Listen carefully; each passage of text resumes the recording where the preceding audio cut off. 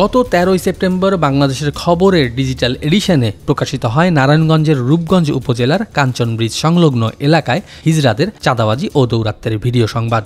ঘটনার দিন দুপুরে বিমানবন্দর থেকে আসা একটি যাত্রীবাহী মাইক্রোবাসে টাকা দাবি করলে যাত্রীরা চাঁদা দিতে অস্বীকৃতি জানায়। তখন হিজড়ারা গাড়িটির ওপর হামলা চালায় এবং যাত্রীদের সঙ্গে সংঘর্ষে জড়িয়ে পড়ে।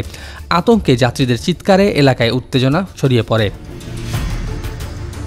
পরবর্তীতে বাংলাদেশের খবরে প্রকাশিত সংবাদ স্থানীয় প্রশাসনের নজরে এলে 17 সেপ্টেম্বর মঙ্গলবার পুলিশের বিশেষ অভিযানে 12 জন হিজড়াকে গ্রেপ্তার করা হয়।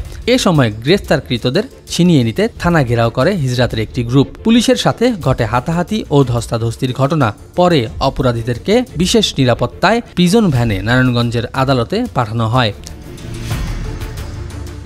স্থানীয়রা জানান, প্রতিদিনই ওই এলাকায় পথচারী এবং যাত্রীবাহী পরিবহনের চালক ও যাত্রীদের কাছ থেকে জোরপূর্বক টাকা আদায় করত হিজড়ারা। টাকা না দিলে গালাগালি, হাতাহাতি, এমনকি হামলার ঘটনাও ঘটাতো। এতে সাধারণ মানুষ দীর্ঘদিন ভোগান্তিতে ছিল।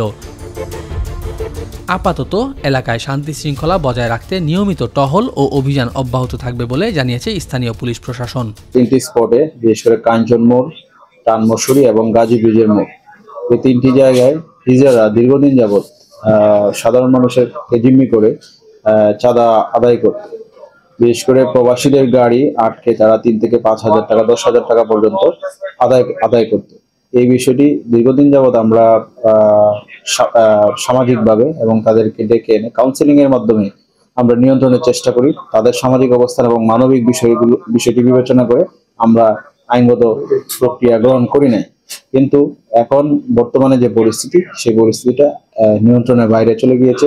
বিশেষ করে গত 2 দিন পূর্বে কাঞ্চন এলাকায় একজন প্রবাসীকে মারাত্মকভাবে পিটিয়ে আহত করে চাঁদার দাবিতে। এই বিষয়টি আমাদের নজরে আসে। ঊর্ধ্বতন কর্তৃপক্ষের নির্দেশে আজকে আমরা কাঞ্চন মোড় এলাকায় অভিযান পরিচালনা করি। হিজড়া সম্প্রদায়ের আমরা সর্বমোট 12 জনকে গ্রেপ্তার করি।